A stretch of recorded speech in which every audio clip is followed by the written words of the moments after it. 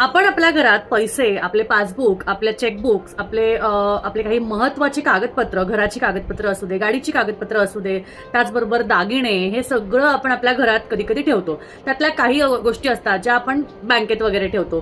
पण तुम्हाला सांगते, आपल्या घरात थोडीफार का होईना लक्ष्मी स्वरूपात काहीतरी घरात असावं, आणि ते आपण आपल्या कोणत्या दिशेत ठेवावं हे आपल्याला जर माहिती नसेल, चुकीच्या ठिकाणी जर का ते असेल, तर त्याचे दुर्लाभ आपल्याला, म्हणजे त्याच्यात ज्या वाईट गोष्टी आहेत त्या आपल्याला होऊ शकतात. पण घरातली एक दिशा आहे, ज्या दिशेत तुम्ही ह्या वस्तू ठेवल्या तर त्यामध्ये वाढ तर होणार नाही, पण त्यामध्ये कमतरता होत जाईल. अशी कोणती दिशा आहे? तर ती दिशा आहे म्हणजे यमाची दिशा. यमाची दिशा म्हणजे कोणती? दक्षिण दिशा.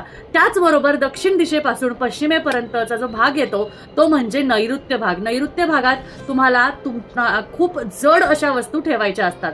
त्यामुळे इथे कुठल्याही प्रकारचे पैसे, कागदपत्र, दागिने हे अजिबात ठेवू नये, नाहीतर तुम्हाला